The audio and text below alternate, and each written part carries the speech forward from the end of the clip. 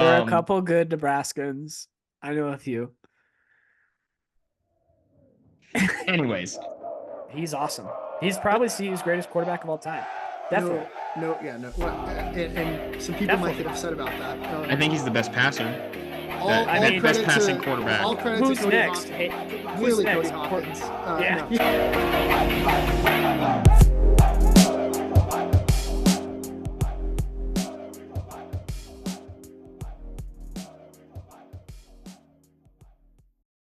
Welcome to the Folsom Frenzy podcast. Your Colorado Buffaloes are undefeated, 1-0, beating North Dakota State 31-26 at home. Exciting times. I know Twitter wasn't as excited during the game, but hey, we're 1-0. We got Chase, Topher, and myself here. Chase and Topher, what were you guys' initial thoughts of the game? Well, I'll go first because I was actually there and I'm not lame. So, it was awesome. It felt so good to be back in Folsom. First seeing Ralphie on our first run, both times, didn't really get going. I just it really makes me miss Ralphie 5. The game itself was everything you wanted in a college football game. Smash mouth football.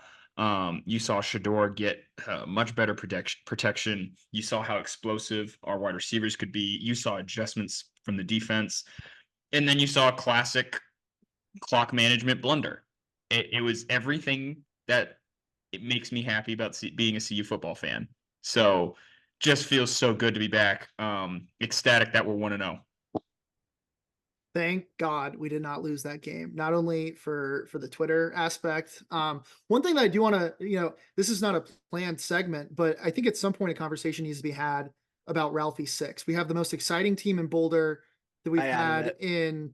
in 20 years, and a Buffalo who I love her.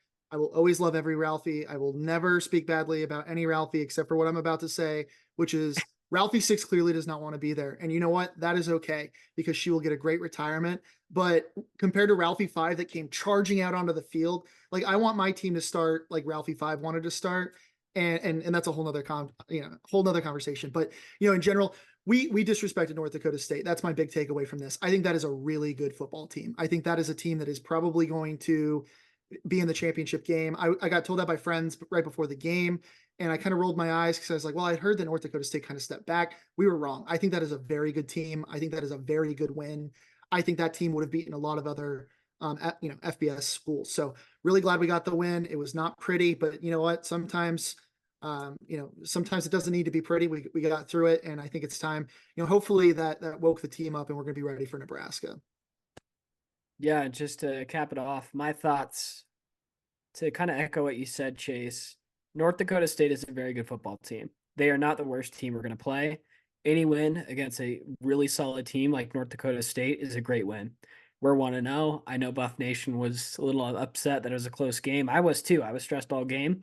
But ultimately, we're 1-0. And I believe that team's better than Cincinnati. I believe they're way better than CSU. So I think it's a great win. Other quick takeaways. Our offensive line has improved, which is exciting. Travis Hunter is him. He's the best player in college football. He needs to go number 1 off the board. He's a guaranteed NFL star. So, and then last takeaway, Shador is also him. He should go top 3.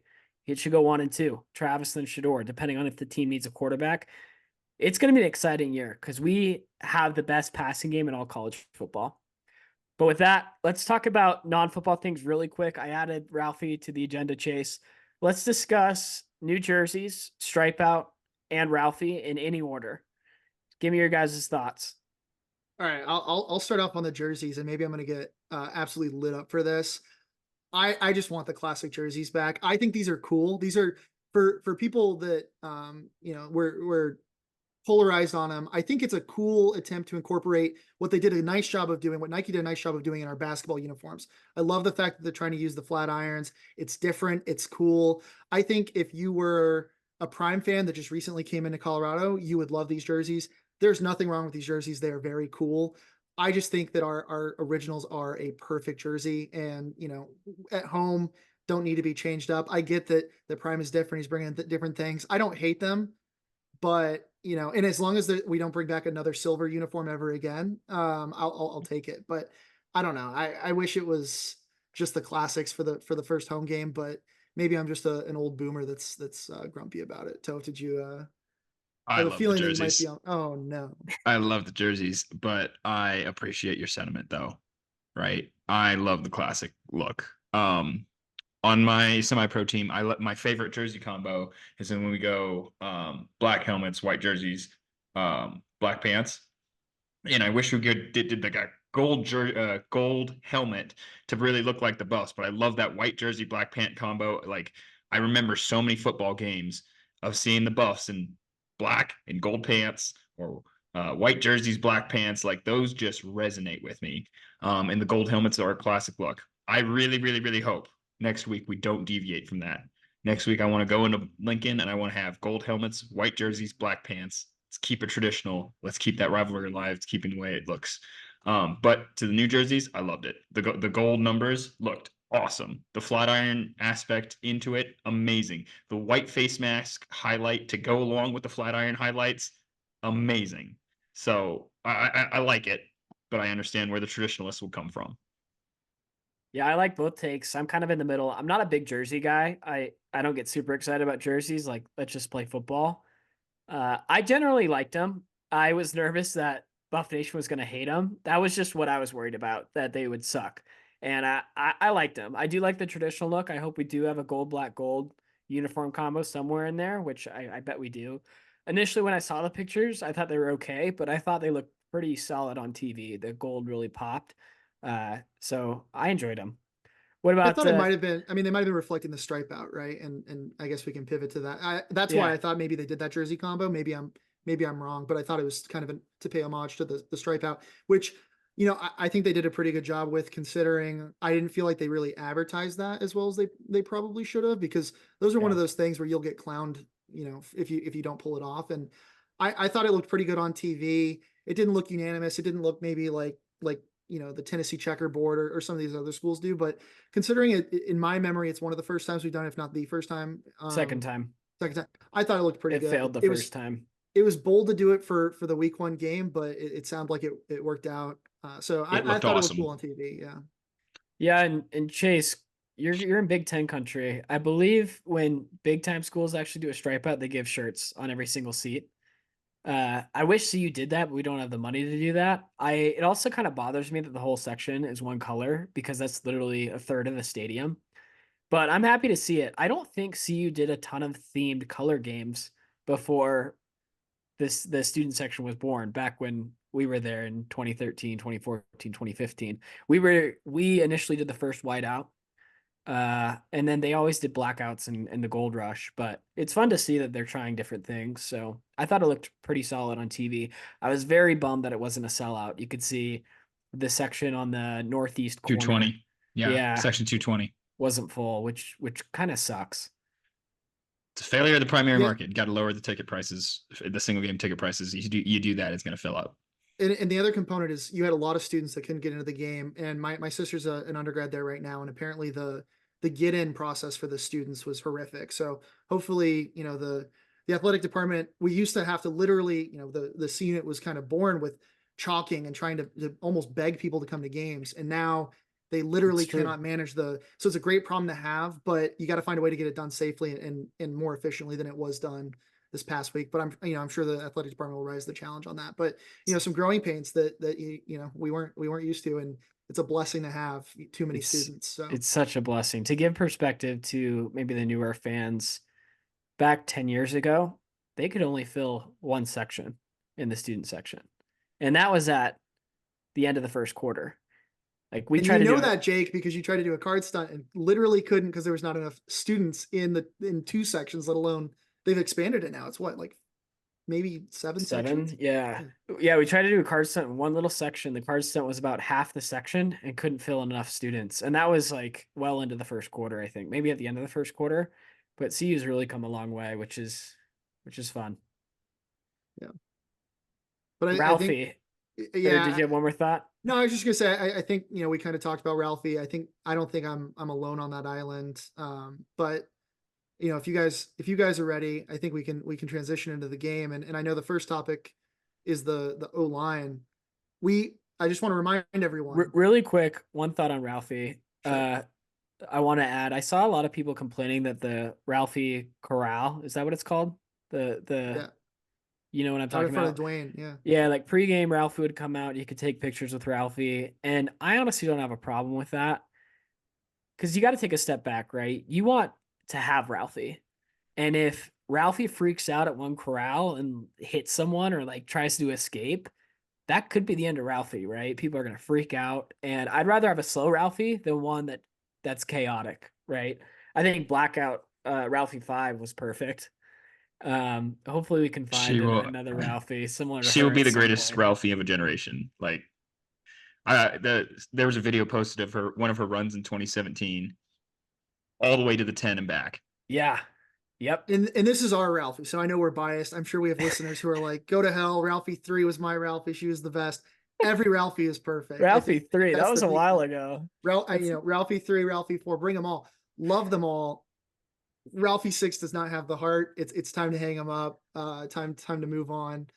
I I don't know. I want her to get there. It's not going to happen. She clearly does not want to be running. Ralphie 5 allegedly, and I knew pretty well the leader of the Ralphie program. It's my understanding that she just loved running too much, got too excited to do it and they couldn't manage it. And so that's why she kind of got prematurely retired. Ralphie 5 did. So, and she was getting up there, but long story short is I know we can find a Buffalo that's going to be excited to go charge onto the field. And I know Ralphie 6 was picked because she was a little bit smaller than Ralphie 5, which was a little too much to handle, but yeah, there's no shortage of bison out there that could use the Ralphie treatment. So hopefully we can get that sorted out. But right.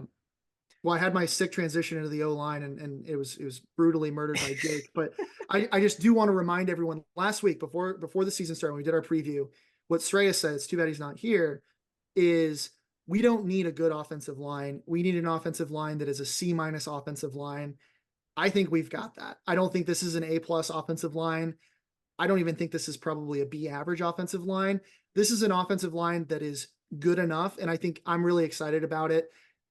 I was a little surprised. They really seemed to struggle in the run game, but the pass protection was actually pretty good against what I think is a pretty good defensive line at North Dakota State. And when we do the preview for Nebraska, I think that's a whole nother challenge. My quick thoughts. I thought Jordan Seaton played much better than I expected, especially in that first game. He definitely deserves some flowers.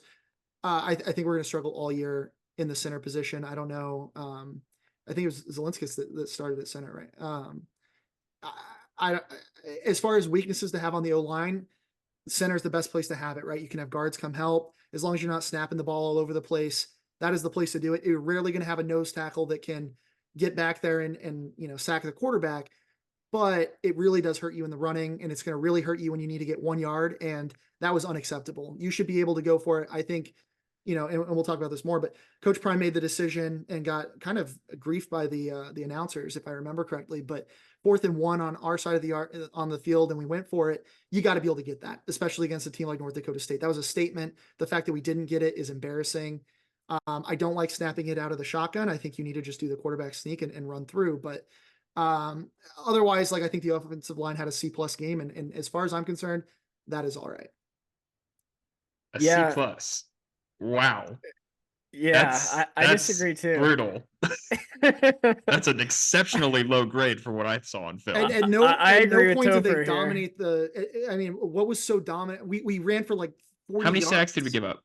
We ran for 40 yards. 1 or 2, and 1 was Shador's fault. Yeah, and how many pressures did we give up? And this is not the best line we're going to face. I'm just saying, like, I don't think this is.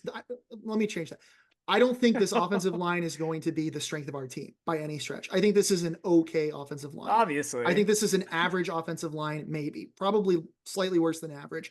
And that I'm saying that is okay. Like, if you give Shador even just average time, he's going to light up the scoreboard. And we saw that. The wide receivers got all over the place. Topher, real quick before you go, just to add more color, I have the PFF grades for everyone, and take it as you will. Some people love or hate PFF, but Khalil Benson scored an 80, Justin Mayers scored an 80, Tyler Brown 77, Jordan Seaton 63, Hank Zelinskis 48. Go for it, Topher. I'm Sounds very like it curious about averages your out to take. about a C average. I thought the offensive line had a great night, especially in pass protection. There were multiple reps where they were passing off stunts, where they were picking up blitzers, where they were creating a pocket enough for Shador to be able to operate.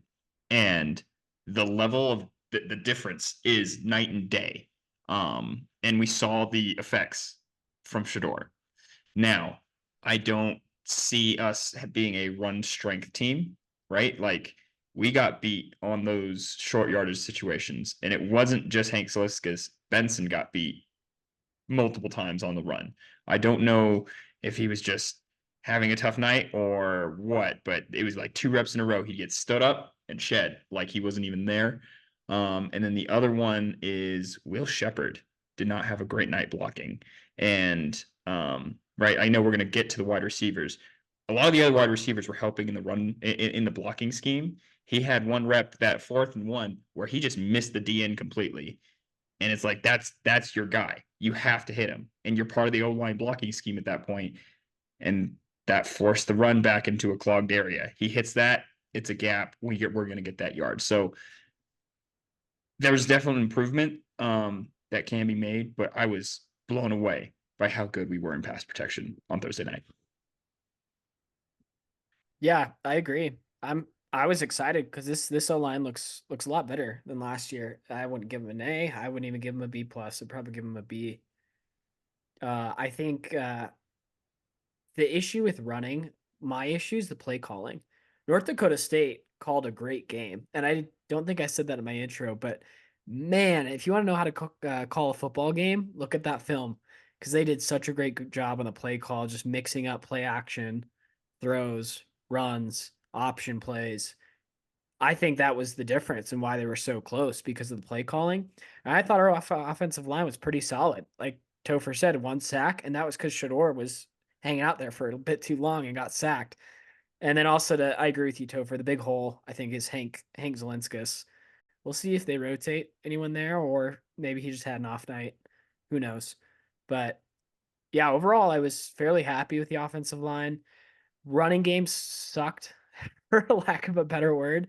And part of that's on the offensive line, but also, like Chase, you mentioned the 4th and 1. I haven't rewatched it yet, but William Gartner on Adam Munster Tigers podcast was saying there was a hole there in the 4th and 1. It just wasn't found by, I think Charlie was maybe the running back that play. I can't remember. So, I mean, as long as you're making a hole, the running back's got to find it, right? And also, they didn't get a great push on that play, but there were some plays that they did look decent. Like that first drive, they had a 3rd down and 4. Love the play call, by the way. They ran the football right up the middle, worked so well, and the offensive line got a good push on that play. So I thought they were pretty solid. We're going to have to see how they fare against Nebraska because that's going to be a night and day difference. Nebraska has a really solid D-line, and I know we'll get into that in a second here. But shifting gears a bit, let's talk running backs. Let me walk us through the stats here. Yeah, Dallin Hayden, 9 carries, 20 yards, average of 2.2. Shador, positive rushing yards, 17 yards. Huge. Charlie Offerdahl, often ball, maybe not often ball, who knows. 5 carries, 15 yards for an average of 3 yards. Draylon Miller, also we didn't really talk about him, got the first play of the game. He had 2 carries for 7 yards, average of 3.5.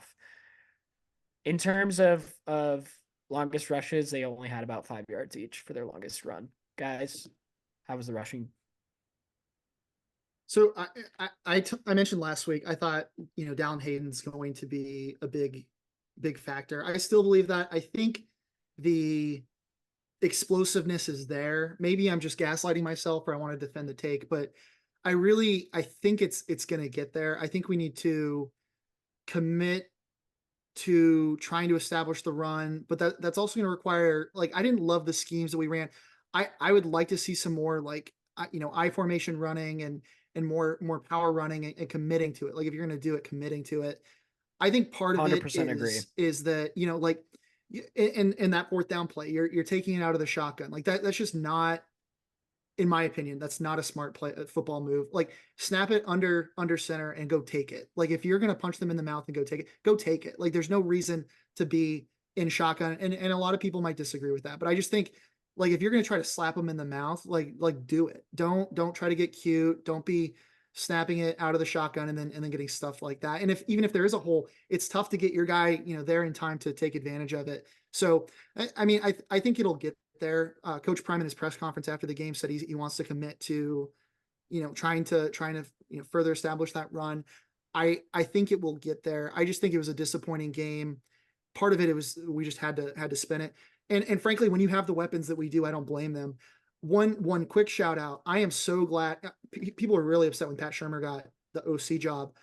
The play calling, I actually, for the most part, really liked. I think not seeing the constant bubble screens, knowing where we had the advantages. Our guys are faster than you. Our guys are going to get open and taking advantage of that. I thought the play calling deserves more credit than I've seen it getting on Twitter and in the reaction pods as well. But we got to establish the run. That's not somewhere where we can afford to be averaging 2.5 yards per carry. But I don't know, like if that's just if the O-line can only give us pass protection and not run blocking, so be it. I'll take it. But would definitely love to see the running game be more of a factor. Yeah.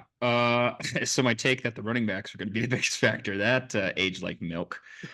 But it was a brave take. It was a brave take. Yeah. That was for the season too. You said that would be the most improved That would position be group. the biggest most. You stood up for what you believed in. There's still a chance. Season's not over. Jury's not out yet, but that was disappointing to say the least. It felt like there were moments where we had push and we could get it up there. I didn't really see a lot of like counters or there's a couple times we ran some powers but yeah, it did feel kind of a little bland. And like you, I would love to see an I formation, or I'd love to see a 2-back set where we can run a fake with a lead blocker.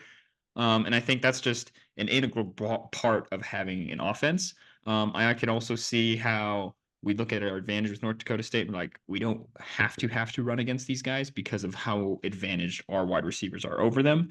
So why would we put that on film when we need to establish the run against Nebraska? Right. There's no doubt in my mind that we have under center formations in offense in our playbook. There's no way we'd allow that not to happen. I'm doubting it. No, with Pat Shermer, there's no way Pat Shermer does not have those formations in the playbook. Yeah, NFL guy, right? Yeah. Yeah. Do you think we have Shador just likes to operate out of the shotgun. The only time I'd love a shotgun run is if it's a QB read, and that 4th and 1 was not. So I have no idea why you run shotgun there. I have no idea what the answer is for this running back room. Charlie was okay, right? Had a couple that he hit the gaps. Dallin Hayden's the only one that really made anybody miss, right? He had that one little swing pass, made someone miss, and got a big gain. So from that, I think he should get more run. We didn't even see Micah Welch get in the game at all.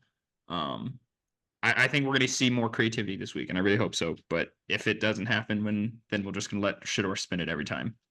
Yeah, I don't even want creativity. I just want your traditional run plays. I thought there was too much RPO, and because of that, it kind of took Shador too long to hand off the ball at times because he's looking down, looking at his reads, see if he wants to keep it.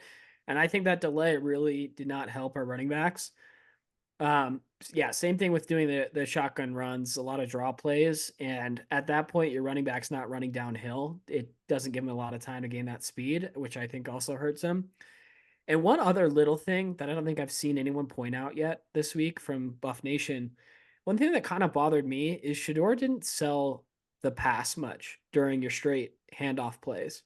He didn't sell like he was going to drop back. And that's huge for Shador. When you have the best passing game in the country, potentially, you got to still sell that you're going to pass. And also on the flip side, you really have to run the ball. I don't care how bad we are. You have to establish it because it's going to open up play action passes. It's going to open up screen passes. It's really going to open it up for Shador even more. But I will say, after I marinated on this game a little longer and kind of sat on it and thought about it, if this team ran the ball more, would they have won? I don't know. The 2 drives that got stopped, they were trying to commit to the run, and then the rest of the game, they solely sold out for the pass. So interesting food for thought. I'm probably one of the biggest pro running guys here. At least I was last year, I think. So I think you really got to establish the run. But as I was thinking about it more, would they have won if they tried to commit to the run? I don't know. Yeah, and honorable running back. Last year I was like, I'd really like to see Shador run more. After seeing it, I'm not sure I actually believe that, because I really do worry about the injuries. Like, he is so important, but I appreciate that he was looking down, and when there wasn't anything there, he used his legs to get it, and he took some big hits, but he earned it, and that was awesome. I don't know, is it something I'd like to see designed runs for him? Definitely not. But if the play's not there and he can go get it with his legs, I appreciate that he was looking down there and went and took it, and I was pretty impressed by that. So I want to give him, a little bit of a shout out there. As far as Yeah.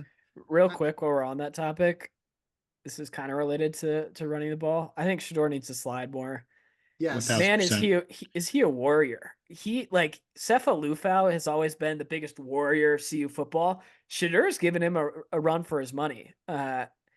He is just as tough as Sefo, in my opinion. He just puts his head down and wants to get those first downs and just does anything. And to a fault, in my opinion. I think he needs to slide more. He's our biggest asset. If he gets hurt, this team's in big trouble. Someone call up Steven Montez. He needs to come in and teach him a few things. Not sliding quite that much, maybe. Not sliding 1 yard short of the first down every time, or what Steven Montez used. Or the moment the pocket collapses, just. And I guess, like, I think, let's just cover quarterbacks while we're on. Let's do it. Shador, he was awesome. He was absolutely awesome. I can't think of really any part of the game other than, and maybe I'm going to do it now. The decision to feeling disrespected and just, if you're going to be an audible kind of quarterback, you gotta, oh my God. And thank God S3E3 is not on. Set this up a bit. So what are you talking everyone that about? remembers, I can't remember the exact time, but essentially it's like 1 minute and 43 seconds left. We have the ball. It is first down. First down after what? After the 2 minute timeout. No. A first down after a pass interference that we just drew. Yeah, that we were not gifted. It was totally legitimate. Everyone's upset about it on Twitter. That was a legitimate pass interference. It was a legitimate pass interference. But it was generated because Shador had to run for forever and then chucked it up. Right. Okay. And the game is over. And I look at my wife and I say, wow, that was a stressful game. Game is over. All we have to do is run the ball, because there would have been 5 seconds left. Yeah, right. Sorry. And that's assuming that you're not taking a bunch of time by running backwards or whatever. Like, there's a way to just ice the game. And it's that simple. Like, there's literally no hijinks to be done, nothing to think about. And then inexplicably, Shador just yeets the ball down the field for an incomplete pass. And now you've put the game in short. He threw it in jeopardy. Short. But it doesn't. So, I'm sitting there. I'm like, this is like inexcusable. And it is, and it's inexcusable. And to his credit, in the after game press, I don't know if you guys watched the press conference, Coach Prime was like, look, he decided to do that because he wanted to, it was a bad play, but we're going to learn from it. And Shador, to his credit, it's cover zero. And Shador's feeling like he's disrespect, and maybe he is, but the reason they're disrespecting you is not because they don't respect you. Clearly they respect you. You threw for 500 yards or whatever it was. The reason that they're doing that is because it is the most obvious running situation of all time. So of course you're going to put in cover zero, because there's no world in which you are throwing the ball, and there's no reason to, because you can literally run out the game. It's not like, there'll be 15 seconds left. And so what's funny though is LeJontay was open. It doesn't matter. It doesn't matter. And he underthrew it. It does not matter. It does not matter. Just you have a 100% chance of winning the game if you just run backwards and then fall down and then do that 3 more times. I agree with you wholeheartedly. To Shador's credit, he said, you know what? That was a dumb mistake. I don't make mistakes more than once. I will make sure that never happens again. He is a leader. He gets it. But wow, was that stressful. And now everyone on Twitter is like, oh, well, you would have lost 5 years. Doesn't matter. It never should have happened. They never should have had the ball. And it doesn't matter if they caught on the 5 yard line. We won that game, whatever. But boy, was that stressful. And so that's the only thing, Shador is just, he's still got stuff to learn. I think he's humble enough that he understands that, but otherwise, so just had to get that off my chest. And if S3E3 was here, we'd be discussing it for, and maybe next week, S3E3 I'll tempt him into it, but 445 yards, 26 completions on 34 attempts, 4 touchdowns, 1 interception that was absolutely vile. I'm not even going to include it. In fact, I'm going to take away the interception from his stat line, because that is the kind of garbage that happens in NCAA 25. And you say, this is so unrealistic, like bouncing off of someone's shin or wherever it hit and into the hands of the defensive player.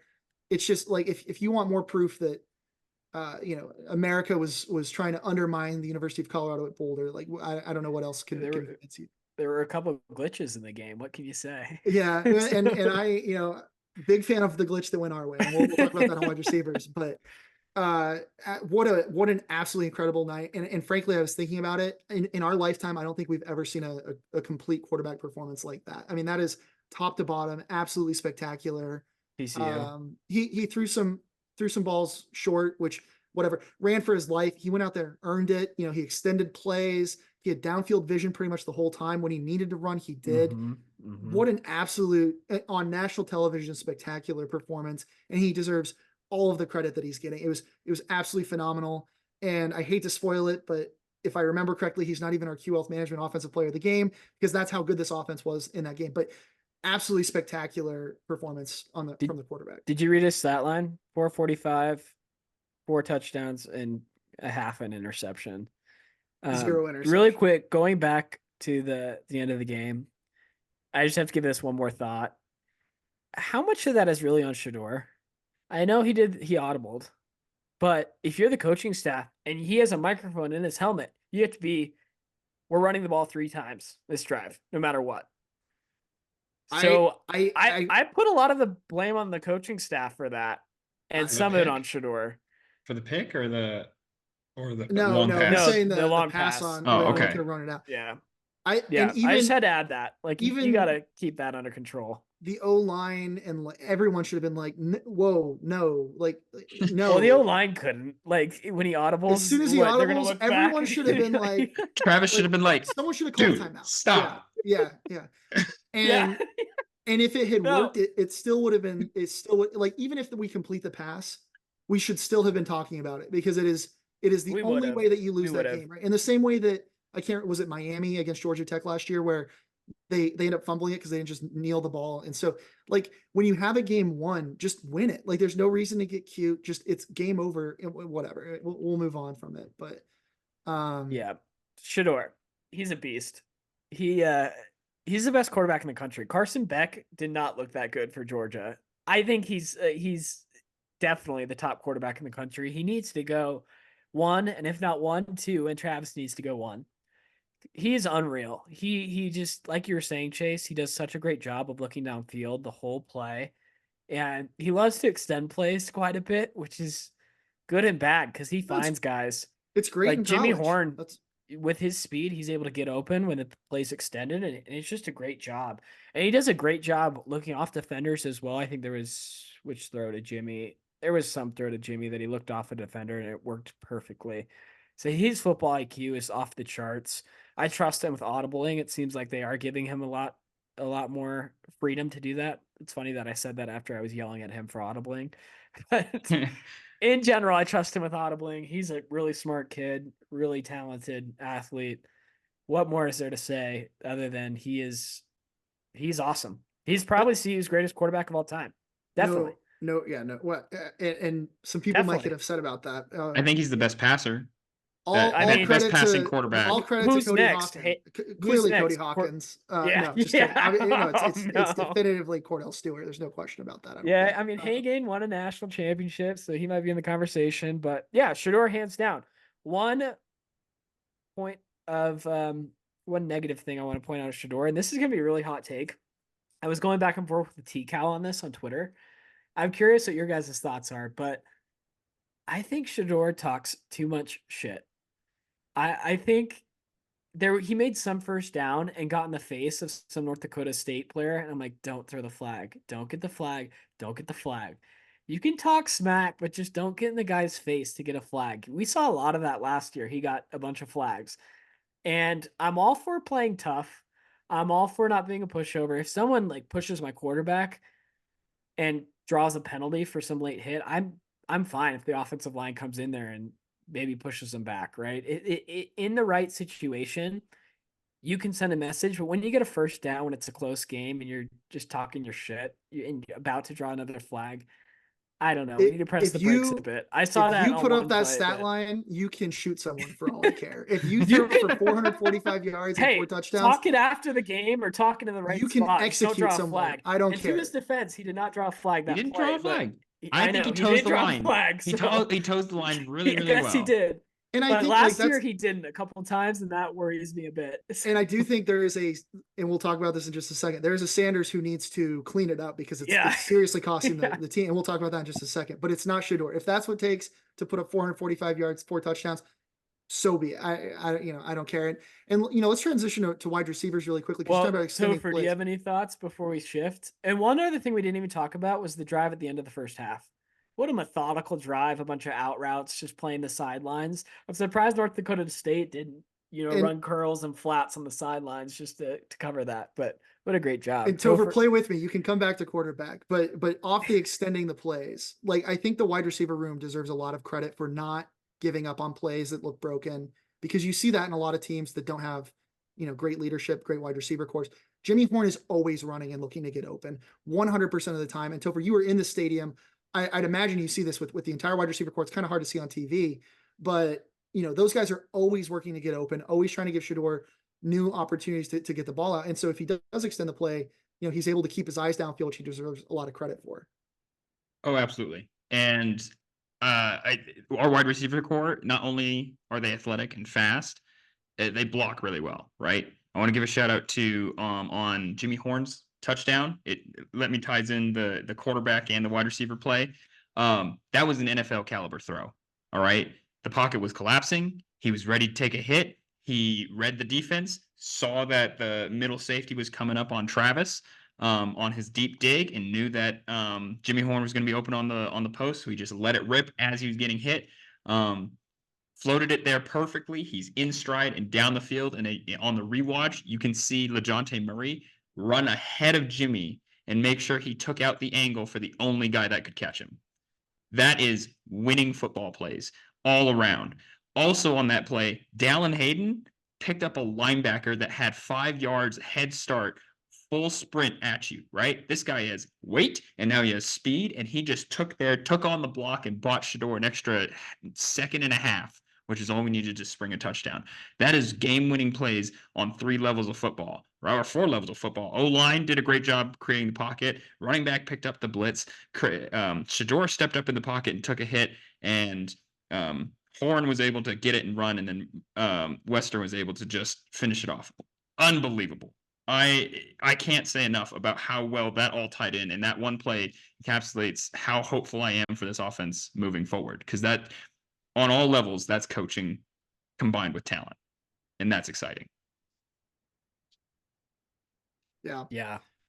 And I think, just looking at the wide receiver room, I mean, the no question, Travis Hunter and I'm going to leave LaJohntay Wester for Jake, because he's been hyping him up all off season. And I think, Jake kind of called the impact he's going to have, but Travis with the absolute cheat code catch. And in his after game press conference, it was kind of cool to see, they asked for the stat sheet from the reporters. They look at it, and Travis's first comment is, "Oh my God, Jimmy had a much better game." And Coach Prime said this as well. They were both surprised by how good of a game Jimmy Horn had. Coach Prime said he wished he'd given Jimmy Horn 2 more yards just so he could break 200, which is pretty cool to hear. But, Travis with 3 touchdowns, and even Travis, after having 7 receptions, 132 yards, 3 touchdowns, he goes, Jimmy Horn should have been the guy who got to give this post-game press conference. What a great, you can tell that this room is playing for each other. Feels like there's enough football to get everyone involved. I don't have really any concerns about that. I think, some guys will have bigger weeks than others. Travis Hunter absolutely mossing a guy to death. I mean, maybe the craziest catch. I'm calling it now. It's gonna be catch of the year, I think, in NCAA football. Like, I don't remember ever seeing a catch like. I mean, that's like and maybe I'm biased, but that's like OBJ in the Super Bowl kind of catch. Like, did you see just the insane. one-handed pick by I think it was some FCS team? I don't I'll care. send you that. That was better. That was sick. That was sick. Yeah. Travis Who will was have one it? like that. Who was it, Topher? Do you know? It was Utah incredible. State against someone. I Whatever. can't remember. Whoever Utah Whatever. State was I'm playing. deviating here, but Jake's now a member of the Utah State podcast group or something along those lines. My only disappointment, I thought we'd see Will Shepherd get involved a little bit more. I think he'll get there. I'm not worried about that, but that was the only guy that I expected to have a bigger stat line. But what an awesome, it was surprising to see Charlie getting involved in the receiving game. I didn't really expect a whole lot of that this year. A lot of hope. Jimmy Horn is torching people mercilessly. He looks so fast. He looks And And he's so bigger fast. too. and this is a blast from the past, but he kind of, when he gets moving, he runs kind of like Speedy Stewart did. It feels, Mhm. and maybe that's like a super outdated take, and maybe I'm wrong for that, but he, like, once he gets going, he's not going to get stopped, and he's shifty, and it It's looks so so good back at effortless. Folsom Field with the Big 12 logo on him, and it really brings me back. Yeah, I don't have much to add. I You're gonna really leave have Jonte not Wester much out in the to. cold. I'm gonna leave him Unbelievable. out in the cold. I mean, Well, 58 long reception yards, solid game, but with a long of yeah, 25. Yeah. yeah, But I'm gonna those leave him in the guys cold. But constantly running, phenomenal wide receiver room. I think, I don't remember if it so was good. Jake or Topher who said this could be the best wide receiver room in the country. I don't think that's being hyperbolic at all. Mm-mm, Uh, no chance. Only thing I One, want to add is yeah. Travis's connection with Shador is a cheat code. Travis's second touchdown was disgusting, right?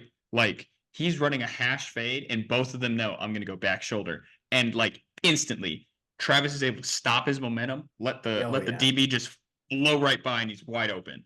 How do you cover that? You, you cannot cover someone that's able to move that quickly and stop that much momentum that effortlessly. Now, speaking of moment, a lot of people talking about OPI. I think Travis is more physical than a lot of wide receivers. He only had I one think catch that was an OPI, and it was that long there block. It might was a have been long two. bomb on the sideline. He pushed off. That We'll was table the definitely. refing for And to now. be clear, there was no OPI. He did not do any OPIs, but I could see where an argument might be It was made, an and we OPI can come back to that. for integrity of the game. It was OPI. I didn't see the Uh, flag, and I respect the stripes. So You do not respect the stripes. Get out of here. anyway, moving to the other side of the ball, defense. Topher, Jake, who wants to start it off with the? I guess we'll start with the defensive line. They were defensive awesome. line. Yeah. Go They for it, were Topher. awesome. Our front seven, their run fits are so much better. It is night and day how much better we are at run fits. It is crazy. Our D line also looks big and athletic. They were able to take on blocks and then get them extended and get into the gaps. North Dakota State has one of the best running schemes, I think, in college football, right? Regardless of level, right? If FBS teams were able to execute that well, they would have exactly the same success at the FBS level, right? And we were able to take on blocks and shut them down and really, really make them struggle in that run game. They were bringing out a lot of nuances in their offense, making sure that everybody had their assignments and had to have their eyes on there. So I'm blown away by how good our front seven looked. Our linebacking core looked really good. Bentley made a lot of plays coming upfield. Trevor Woods had 10 tackles leading the team, by the way. So I'm really, really, really happy with how our front seven played. Yeah, let me quickly read PFF scores again, just to add the context. Chidozie Nwankwo, 78, Deion Hayes, 77, Shane Koch, 74, Arden Walker, 67, BJ Green, 65, Rayon Buell, 64, Samuel Okunlola, 63, Amari McNeil, 62. I can keep going, but I'll stop there. My big takeaway is Nwankwo looked like a beast out there. He's the best guy on the defensive line. And that's saying a lot because we have a lot of talent on the defensive line. I think even a bigger statement is BJ Green, who was an all Pac-12 player last year, is second string defensive line. Is he a true second string guy? No. They're going to use him a lot. They're going to rotate him a lot. I think more so on the pass rush. Mm-hmm. But he didn't start. That's exciting. I was really high on BJ Green, but really Nwankwo is we need to praise him even more. I think he looked great. In my notes, I said Deion Hayes looked phenomenal in the run defense. He made a lot of great run stops. So just like you, Topher, I'm really excited about the line. I think we could have generated a little bit more pass rush. We had how many sacks? One or two? Maybe just Two one. It was two sacks. Nwankwo and Bentley, right? Yep. Mm-hmm. So maybe we could have generated a little bit more pressure in general, but run defense, we look good, and I hope we can keep that up. I will credit that to Cam Miller. I think Cam Miller did a great job avoiding the rush and knew exactly when to use his legs to get out. Like there were times where we were generating some pressure, but he was able to just step up or step out and still make a play. So it just felt really frustrating to watch that we weren't completing the sacks. But I think going against a freshman QB this week, I think we'll get a better look at how our pass rush can really get after someone that's less experienced, less weathered than Cam Miller.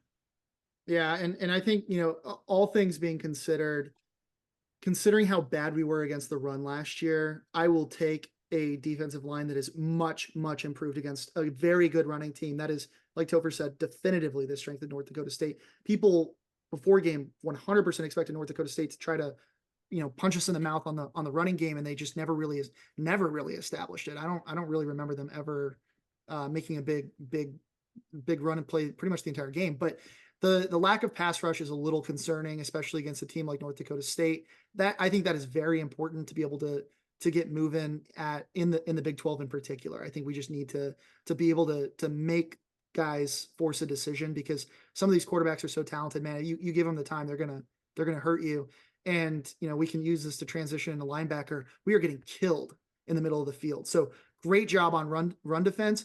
But any team, I mean, it's pretty clear where the Achilles heel of this defense lies, and it's not really in the secondary. It's in the linebacker court. And I was a little disappointed by Trevor Woods. You would think, I know he put on some weight, moved back to linebacker, right? And so linebacker, safety, linebacker. So I expected him to be a real asset against exactly where he got absolutely torched, in this game, especially I think it was the first drive where, they probably should have had a touchdown after that long pass.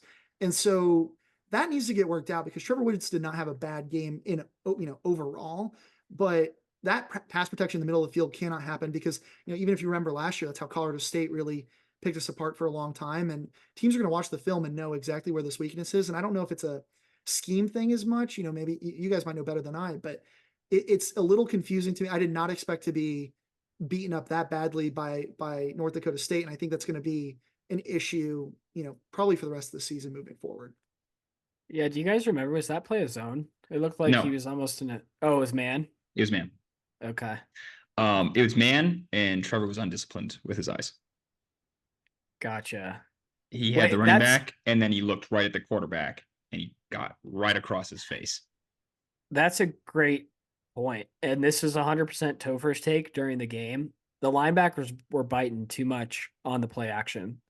Sorry, Topher, I'm taking your point. You're good. I mean, it was you gave me credit. Yeah, the play action and the option runs, they were totally biting on every single fake handoff. And they're just, hopefully you can coach that. That should be a coaching thing. So there should be improvement there. Same exact thought, Chase. That was a huge thing as my video goes out. We're back. That was a huge thing for me too. Trevor Woods' pass defense was surprisingly lackluster. And I'm not going to beat it to death, but yeah, big takeaway for me. And Levante Bentley is a beast. He looks awesome. He looks like shades of Nate Landman out there. He's just awesome. He was great in the run defense and just solid in pass defense as well. And yeah, he looked great. He was by far one of the best players in the field. He was our Q Wealth Management Player of the Year or of the week like 6 times for defense last season. I mean, he's just a stud, very underrated in my opinion. He is everywhere. He's got a motor. If he has 0 fans in the world, it's because I'm dead, because I'm a huge Levante Bentley fan.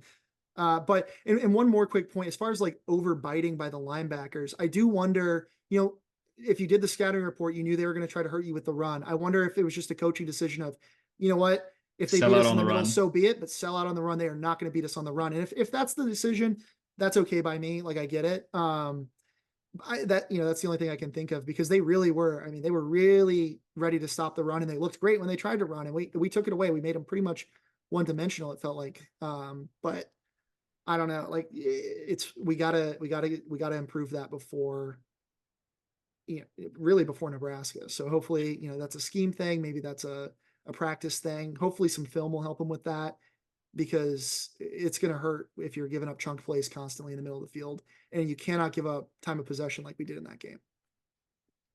Yeah. Trevor had a tough game in the past, but he looked pretty solid in the run defense. He was making a lot of very sure-handed tackles, which I think is what we need. I also think, like you guys said, he added that added weight. I think he needs to get back adjusted to what it feels like to play in coverage with that weight, because there were a few times where it looked like he was just heavy-footed, or the angles that he used to be able to take when he was 20 pounds 25 pounds lighter, he can't get there at the same pace anymore. So I think he'll adjust. But yeah, Bentley looked like the best defensive player on the field. He was making plays everywhere. Shiloh also had a ton of tackles. And so I think that's a great transition to safeties. Is like, we go through levels of defense. DBs, particularly safeties, I love the physicality that Shiloh brings, but he's got to be smarter. He has to be smarter. And the backbreaking one, if you remember, we finally get the third down stop. It looks like I think they were in field goal range. So they're gonna have to kick it. And then, and I think an argument can be made, but even watching it on TV, like if we're being honest with ourselves, people were mad about it on Twitter. That was a stupid hit. I don't know, whether you throw the flag or not. I think there's some nuance there. But as far as you cannot give the referee a reason to keep your guys out on the field and give them a fresh set of downs to hurt you with. And I don't even, if I remember correctly, they ended up with a field goal anyway. Like we didn't get punished for it. They didn't score the touchdown on that drive. I don't recall. And maybe people can yell at us on X if I'm wrong on that, but I believe we still got the stop. But it's one of those things. It was a problem last year, and I know that you're playing with passion, and I think to an extent, Coach Prime is okay with that. You'd rather have guys that are passionate and leaving it all out there than guys that are playing careful. Timid. Yeah. But you got to know when the back breaking. It's been a long drive. Your defense is gassed. You finally made the stop, and then you give them a free 15 yards and a first down on a stupid late out of bounds hit. It can't keep happening. Like there has to be more discipline, and it's one of those things. You're going to lose football games that way that you shouldn't lose, and the whole team needs to get better about it. But Shiloh in particular is probably the worst offender. So I hope that gets figured out one way or another. And I love the passion. I hope he keeps it up. It can't come at the expense of some really stupid penalties. Or alternatively, if he wants to keep doing that, he can throw for 445 yards and 4 touchdowns, and then I will forgive him, because apparently that is that's the standard. That's where I'm willing to forgive those kinds of penalties. I agree 100%. That drove me nuts. Last year, he had the same problem. So he needs to tighten it up. And he was joking about it in the well-off video today with Shador. It seemed like there was some like post-game comment I was watching, or maybe it was during the game, but he didn't seem like, the way he saw it, it wasn't even close to a penalty, which is interesting. I don't know what he saw, but yeah, you can't even make it close. That was a great point, Chase. What did you guys think of the DBs? There's kind of a lot of chatter about the DBs on Twitter today. I thought they looked pretty good. Listen, we played a lot of man defense, and that was us just going, we're better than you. I don't care how quick, how good you think your releases are, how complex your route scheme are. Our guys are more talented than you. And for the most part, like, we stuck with them. We made Cam Miller kind of just throw it short. The ones, I do remember one play in particular. It was a little running back wheel coming out. Trevor Woods got into a pick play, right? That's not even on Trevor Woods. He got hit by 2 tight ends. Should have been offensive pass interference. Nothing you can do there. But I love the fact that we played man, and it didn't feel like we were getting killed over the top or giving massive amounts of space. Anytime there was a catch, it was catch, rally, tackle, catch, rally, tackle, catch, rally, tackle. So I was a big fan of what I saw as far as our DBs are concerned. And I think talent-wise, it's very clear that we have a lot of great development and great guys that can lock people down. I agree 100%. I have nothing else to add. I think they're catching too much flack. I think I saw some flack on Twitter, which is crazy. Next year, or not next year, next game, we're really going to see how good these DBs are, because Dylan Raiola loves to air it out deep, which will be fun, because I think we have a good secondary. So we'll see. Chase, any other thoughts? Or are you good with us moving on? Yeah, I just really quickly, like, Cam Miller went 18 of 22. He threw for 277 yards. That's a little concerning, but then I think about it. I don't think they were gashing us downfield. I think it was a lot of those across the, he averaged 12.6 yards a pass, but a lot of that was they were running wild through the middle of the field, not necessarily he got like 60 yards on the last pass. And I think they were well, yeah, okay, that's actually a really fair point as well. But I think a lot of that whole 12 yard average, that's skewed because of the last pass. All right, fair enough. My point being, like, I think so that helps, right? That shows that it's a lot of short passes or shorter passes where they're getting through the middle and gashing us that way. I think they were doing a lot of gimmicky, and that's good coaching by North Dakota State. They were getting away with, in our opinion at least, a good amount of OPI and pick plays and stuff like that, and things that teams that are when David's playing Goliath, like, those are the kinds of things you need to do to be successful. And it worked. It was well coached. It was very well executed. That is a good team. That is a well-coached, cohesive, good team. And so I'm not really worried about our secondary. I think our secondary is going to be pretty good. But to your point, I'm going to be pretty disappointed if I don't remember us getting any turnovers in that game. I don't believe we did. And that is something that I think we need to figure out. I would love to see that defense get more turnovers. I think I predicted 2 interceptions in the last episode. I'm not worried about it. North Dakota State does not turn over the ball. If we They don't take get it- they any take care of the picks football. against Nebraska, that's going to be a red That'd flag. be- We'll talk yeah. about that in a second because I definitely have thoughts And there. I hope that, I guess my point being, I hope that they can be jumping more routes because, even just really quickly, a quick, North Dakota State brought in that backup quarterback and we had all talked about it. We were like, this is a guy that is only in there to run. Like anytime he's in there, he's going to run. And I was like, I've even done the scouting report. I know this is a run. They better not even worry about the pass. And then he gets back there and throws I think it was a 15-yard pass. And I was like, that shows like why you can't totally trust film. You got to be, cautious anyway. But it was just kind of interesting to me that, I don't take too much away from it. I think people are being way over dramatic and maybe people just need something to talk about because it's 9 days between games instead of 7. But yeah. Really quick before we get to special teams, let's talk like penalties and reffing because we were on that topic with Shiloh. The Buffs had 3 penalties for about 30 yards. I lost the stat here. Yeah, 3 for 30. One other thing to note is they had to burn 2 timeouts to avoid delay of games. And we talked a little bit about the backbreaker Shiloh penalty. There's also a huge backbreaker penalty with Dayon Hayes offsides. Yep. But grand scheme of things, 3 penalties, a lot better than last year. I was really annoyed with those 2 penalties. I'm like, we need to be more disciplined. This is crazy. But looking at the stat line, 3 penalties is not too bad. We So got I hope they stay away. We got disciplined. away with the targeting, definitely. Yeah. But so did they, and so I'm not all that worried Yeah. about it. But I think in like the offsides, that's a week 1 thing. Am I that worried about the delay of game? That's a week 1 thing. Like those are things that it's always frustrating. But if it happens in week 1 and you correct it, like so be it. It's going to happen. It's going to happen to everyone. It's just part of football. So I'm not too stressed about those. The offsides one, it's one. Let's get that figured out and locked in. And hopefully, he made the mistake once. He's not going to make it again. And it just shows that he's trying to get there and be aggressive and take it to him. Yeah. But, I don't know. Like, I think everyone was like, oh, especially Reddit and Twitter, everyone's like, oh, they gave the game away to Colorado.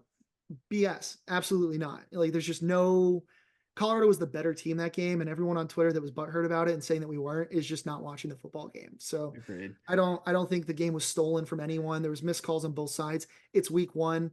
I think the officiating is better than the Pac-12 officiating was, at least thus far. 100%. They let them play that's more. Kind of refreshing. They let the boys play, and I'm always on board for that. We probably got away with a couple OPIs, but that's football. All right, enough on that. I don't want to talk about that too much. Kicking, Topher, special teams. This is your specialty. We can take touchbacks sometimes. Huge in Boulder, Colorado. In Boulder, Colorado, 5,400 feet of elevation. We can. He had, I think, Feely had one that was about 5 or 6 deep, which tells me that you can probably still do it at sea level. So that's exciting that we have someone that can do that. There were still a few that fell short though, so we need to get some consistency there. Very worried about our place kicking. Right, like he was accurate. He made them. His first PAT went way left. If it was any further out, he would have missed. And all of his kicks look so low. But he made it. So low. And I just have to really, I have to complain. So because I'm a sicko, just for fun, I went out to South Carolina, went to the University of South Carolina. Old Dominion was there. Both teams, University of South Carolina, I would expect. Old Dominion has kickers that are easily at, basically sea level, kicking the ball through the end zone. And Old Dominion has kickers that are easily hitting 30, 40, 50-yard field goals with plenty of space, which leads me to believe those guys are out there. And my guess is that anyone playing at Old Dominion, for the most part, would be willing to go play in Boulder, Colorado. So that low kick, it's stressful. I love Mata.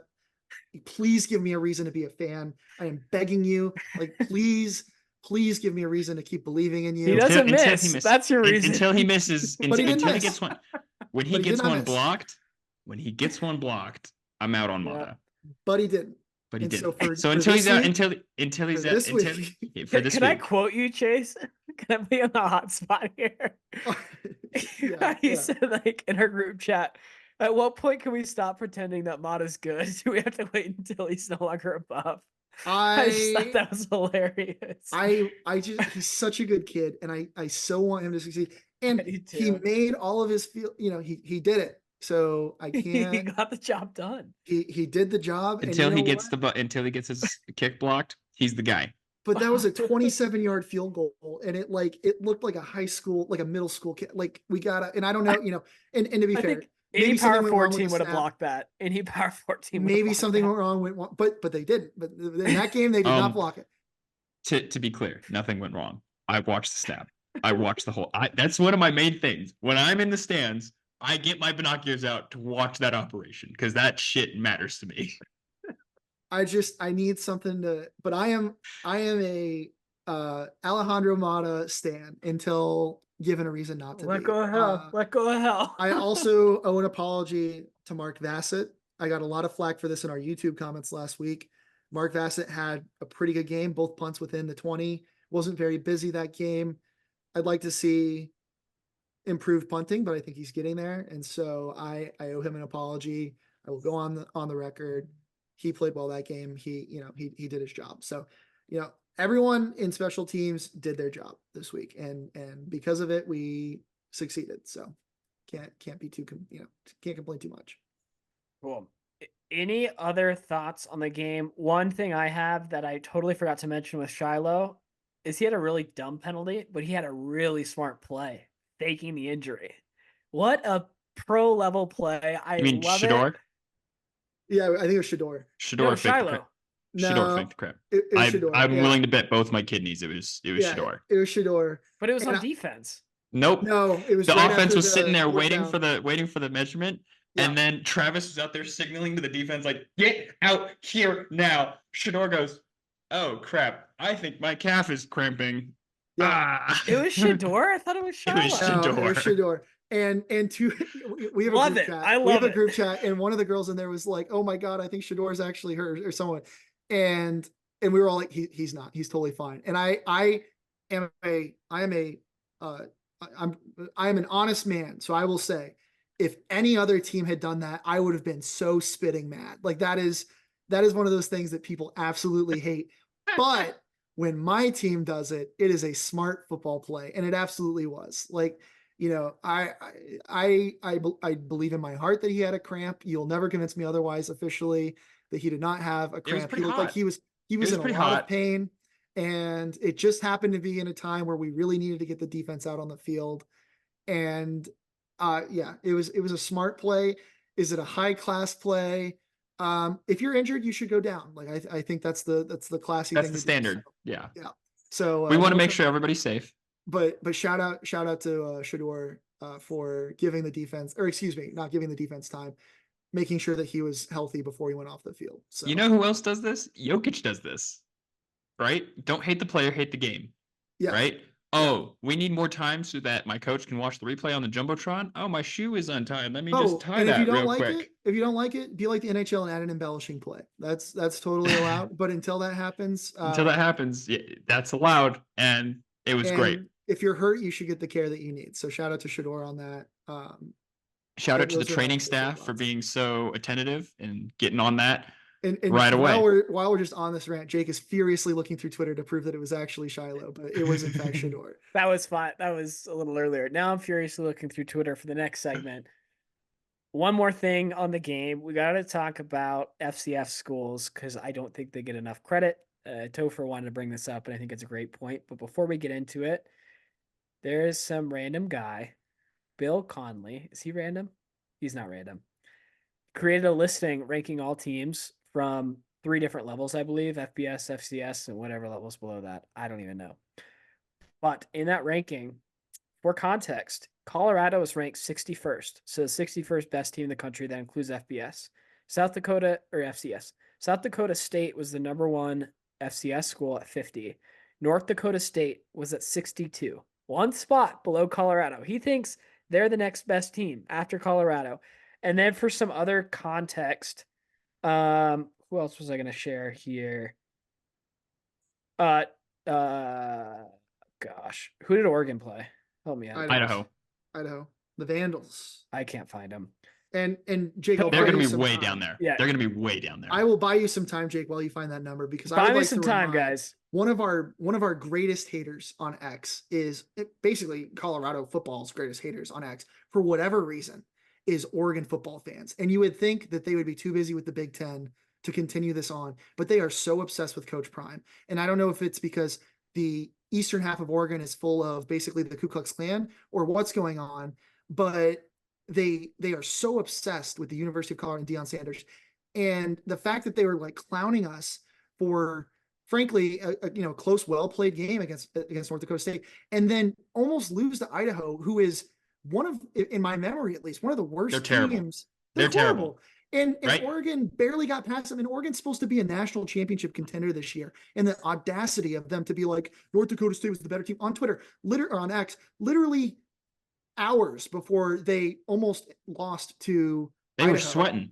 They were sweating, and they should have been. Our other greatest haters, our podcast personally on X, is Texas Tech fans. And I found Abilene Christian. almost They are blew it. 175th. 175. Douglas County High School in Castle Rock, Colorado is 176. So, I mean, that's the kind of team that Texas Tech almost lost to. And I hope you put this as the intro so that the people in Lubbock, Texas, all 15 of them listening can get mad about it again, because we told you that your team sucked, and they do in fact suck. And until you prove otherwise, you embarrass the Big 12. You owe us an apology. And I don't want to hear it again on X about how, Colorado doesn't deserve to be here, all this kind of stuff. I just couldn't believe it, like the audacity. And we played an actual good FCS team. We played the FCS team that will probably be in the championship game this year. That is a very good team. Abilene Christian is barely in, I think they're new to FCS. We had to look up their conference because they're so new. They're in like the Unity Conference or something made up. They're not even, so I don't want to hear it anymore. The FCS does have some good teams. Abilene Christian's not one of them. Idaho's not one of them. But, credit to Oklahoma State. They looked pretty good against the South Dakota State team that could have really made some. If South Dakota State had beaten Oklahoma State, it would not have adjusted my feelings about Oklahoma State. That is how much I respect South Dakota State this year. I think it's going to be South Dakota State, North Dakota State in the FCS championship again this year. But anyway, there's a rant as well. Topher has some ties to University of Northern Colorado. That is a team that is probably also somewhere in the 200s in that ranking. Oh, they're further than that. That UNC doesn't even deserve to be mentioned, but that team is in hell, and that's the worst. For them, but we are so bad at football. But additional context, CSU is 109. Wow. But I mean, that's a good point of like, we're going to, the hardest team, one of the better, North Dakota State is not the worst team we're going to play this year. My guess is Cincinnati is below there. My guess is Texas Tech is below there, so that was a good team we played. That was a good team we played. CSU is below him. Cincinnati's below him. Maybe Baylor, pretty good week one. Topher, any last thoughts? To those that say that FCS isn't even really Division I, you're just so wrong. I can't even argue with you. Okay, they are absolutely Division I, and for the most part, when you have those first strings on the FCS team compared to FBS team, they're going to be competitive, right? Especially from those better FCS programs.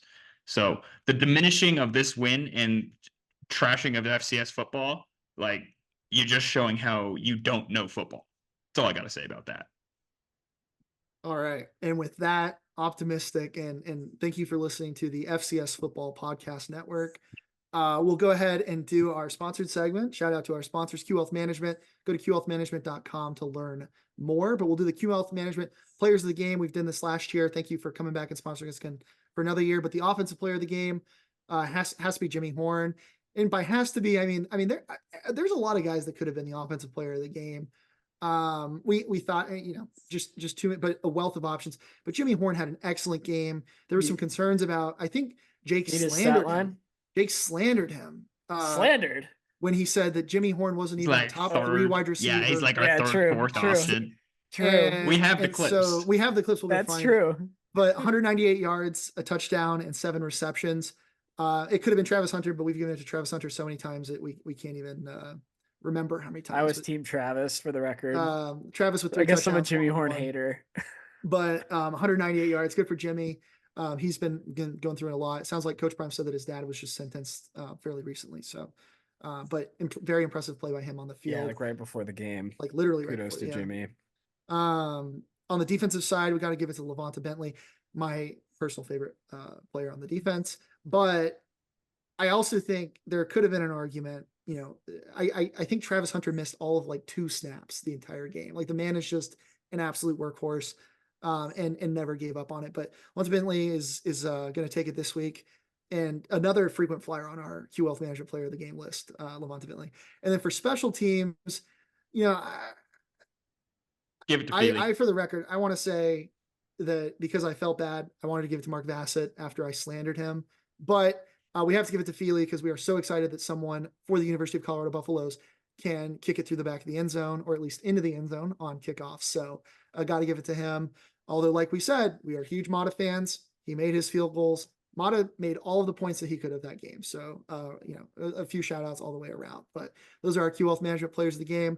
Topher, it is time to break down next week's horrible opponent, the bug-eating, cross-eyed, cousin philandering University of Nebraska, no longer in the AAU. They were so academically inept that they lost their AAU status. The only school to ever do that, the University of Nebraska, Lincoln.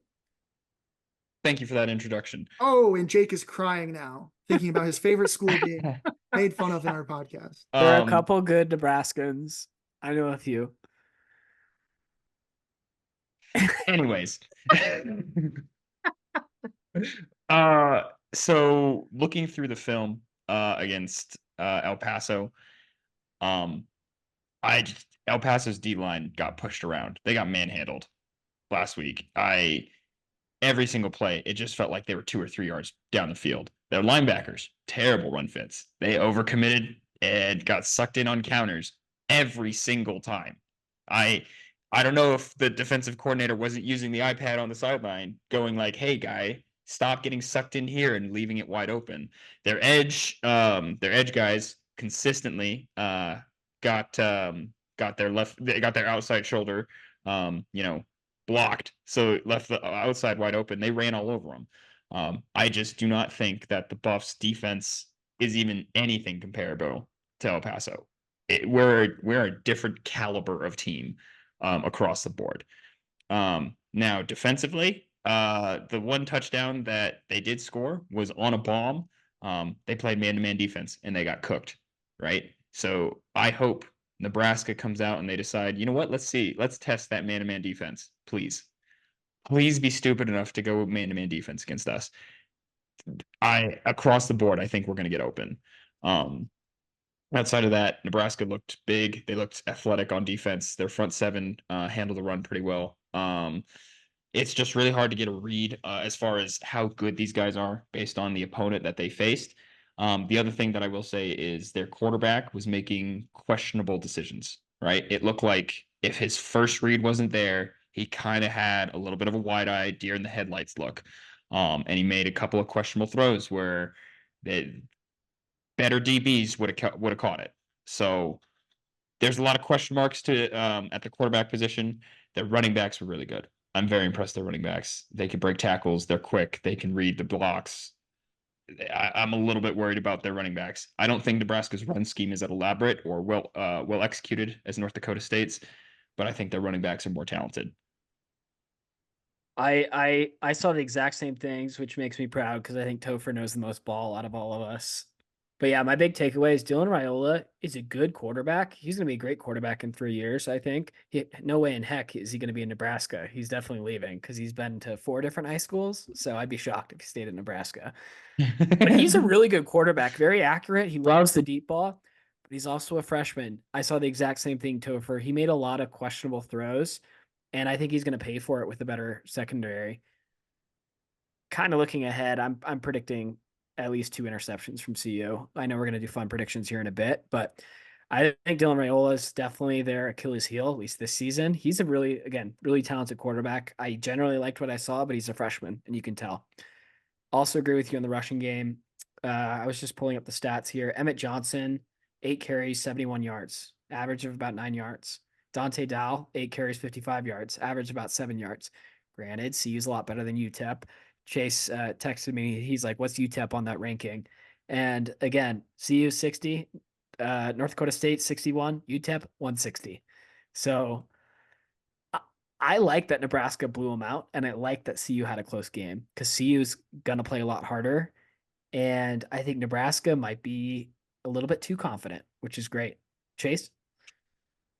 Yeah, it's interesting because I think this Nebraska team is definitely improved from last year. We caught a lot of flack because and Nebraska fans really love our content, it seems, because they're always in our mentions. But Nebraska fans are maybe misremembering last year's game where we pretty much dominated that game the entire time, and they kind of, there was some garbage time kind of scoring. But I think it'll be interesting. I think you're right, Jake. I think we live or die based off of how Raiola plays. I think he has the skill set to really hurt us. I think Nebraska is, I talk trash and all that kind of stuff, but at the end of the day, like doing an actual preview, I do think they're a well coached team, as far as like Matt Rule's concerned, and I think that this is going to be a tough test. This is a true away game. It's going to be a tough environment. I don't. It's fun to clown and lean into the rivalry. This is an important game, but I think this is a much more important game for Nebraska than it is for Colorado, and so I think they're going to be motivated. I think Nebraska's going to come into this game very motivated. They're not going to overlook this game, and I think it's going to be tough. I think this is going to be a dogfight one way or another. You guys both gave your previews. I'll do the quick prediction, but Nebraska's a 7-point favorite in this game. I think that's probably pretty fair. The over-under is 57.5. I think that is way too high. I think this is going to be a slug match. I predicted Colorado to win at the beginning of the season. I'm going to do it because I would never pick Nebraska to win. But I really like taking the points as far as the betting line is concerned. I think this game is going to be like every other game that we've had against Nebraska recently, where it's going to be coming down to the very end. And I think Shador's going to have to really put on shine when the lights are bright. It's NBC, 7:30 primetime game, and I have Colorado winning this one 21-20 on a walk-off touchdown. I like All it. right, let me go ahead so we don't end on a bad note. Really I gotta quickly, stick. really quickly. Yeah. We're gonna miss 2 field goals this game. Oh, that's the Miss hot or take. get them blocked. Same thing. They are yeah, not the same thing. We are not going to get. They are not the same thing. There's going to be field goals, and we're going to be frustrated. I feel that. I feel like Nebraska blocked or missed. That's actually a good question. Maybe they block one. Maybe we miss one. I don't know. But I feel like this is where we're gonna this is going to be a game where the margins really matter. And I wonder, we need to be really careful about. We need to win special teams. We need to win the turnover battle. I think we can win this game through the turnover margins, and that's going to be, we need to get those picks. We need to put pressure on Raiola, and I think that's going to be the difference. I think our secondary is better. I think we can get the interceptions, but we need to put pressure on a young freshman quarterback. Mm-hmm. And I'm not 100% convinced we're going to be able to do it against a pretty good offensive line. Yeah, I'll go next. My prediction's 38-35 Nebraska. I picked Nebraska at the beginning of the season. I'm going to stick with it. They have a really good offensive line, a good defensive line. I was thinking about it more. If my prediction of 2 interceptions is right, I think CU is going to win this game. I think it's going to be a really close game. I kind of disagree with you, Chase. I think it's going to be a shootout. I just don't see CU not in a shootout with how good our offense is. Maybe I'm wrong, and maybe our defense stops them, and the offense scores a ton of points. But yeah, I don't like predicting that. But when CU's won 3 straight, it just makes me nervous. 3 straight, about to make it 4. Love it. I will take the Buffs in a 38-28 victory, and I think it's going to be a comfortable victory, actually. The moment there was any pressure on Dylan, there was panic. And even if the pressure wasn't legitimate, if he didn't have a legitimate reason, he was still panicking. So we don't need to generate a ton of pressure. We throw one stunt, he sees that stunt, even if the O-line picks it up, he's skittish. So I think a decision maker like Dylan in a big environment like that freshman aspect of his game is really going to show through. I also think that our offense is going to be able to move the ball pretty well through the air against this team. So once again, we're going to be able to score. Yeah, I think we're going to be comfortable. I think it's going to be like a 2-score game, 2-possession lead, pretty much the whole game. I'm here for it. I was going to add one more thing, and it just passed me. While you think of it, one thing that I would like to see, if we win the toss, I hope we defer And the reason for that is I feel like we can make a statement on defense, maybe get a turnover, do something. But I think this is one of those games where momentum's going to matter. And I do wonder, if this team gets the ball first and then doesn't put up points on the board, if it's going to feel like we're always coming from behind, always trying to catch up. And so I'd like to see a big defensive stop at the beginning. That's just my wish list. I don't really have a hot take other than, I think we might struggle a little bit in the special teams game, but I don't know. This feels like one of those games where it's going to be a dogfight, and maybe it's a dogfight because it's a true Big 12 game where we score a bunch of points and run up the score on both sides. But I don't, I'm excited for the game. I'm very nervous for the game. I haven't been this nervous for a game. I can't remember when, maybe for the last Nebraska game, to be honest. But I really want this one. But I think both teams are very motivated. It's going to be really interesting. Winning this would be so cool because it's going to be another 5,000 days since Nebraska beat CU. It's going to be like 5 years from now. It's been 10,000 days since Nebraska's beat CU, which would be awesome. I remember what I was going to add. When I was watching the Nebraska game, the announcers kept talking about how loud it is at Memorial Stadium. That's advantage buffs. Even though we're on the road, Shedeur doesn't need to hear the coach in his helmet. He's got it. True. The only thing that will hurt the bus for sure is calling audibles and having your receivers hear you. That'll definitely be tough, and it's going to be an environment. They'll probably switch to hand signals. Yeah, exactly. But yeah, I don't know if Shedeur's played in an environment that loud, so that's going to be very interesting. But it's going to be fun. I trust him. Really quickly, I would like to just publicly call on Rick George to reschedule this game because even though I hate Nebraska more than anything, it's so good. This game is the best. Football. It's good for college football. It's fun. It is fun to run our mouths on Twitter. If we beat them and we never schedule them again, we can at least keep doing the day counter. But this is good for college football. Get them back on the schedule. I thought that they had already done it, but I just checked and they haven't. It's not on Rick George. Rick George said I'd love to schedule him. I think the Nebraska AD is scared, which if I were him, I would be too. See who's a better team. We keep beating them. So I hope both teams can get on the same page because it's so good for college football. Unlike their normal sellouts, these are real sellouts in their stadium, so they don't have to do their pretend sellouts. Like this is good. It's good for college football. It's great for ratings. Like just get it on the schedule. Like keep it going. It looks like we have an opening in 2029. So throw it on there and maybe 2032. It's going to be too long to wait, but I would much rather see us play those kinds of games. Iron sharpens iron rather than playing schools like Weber State in 2026. So that's or Delaware in 2025. Like let's get them back on the schedule. Or even Georgia Tech, right? Or Florida. I'm here for Georgia Tech. Schedule. If we could schedule Georgia that's Tech going to be fun, year, but I'd rather have Nebraska. For the listeners, I'm in Atlanta. I would rather us play Georgia Tech, but it's one of those See things. the history of Georgia Tech, which is fun. Yeah. But, yeah. We'll get to that. Any other thoughts, guys? I think that's it. Please subscribe to us on YouTube. Follow us on Apple, Spotify, X, Instagram, all the accounts. We'd really appreciate it. Again, we're still trying to grow our YouTube presence. Thank you for listening. Huge week ahead for the Buffs. Let's go Buffs. Let's go Buffs.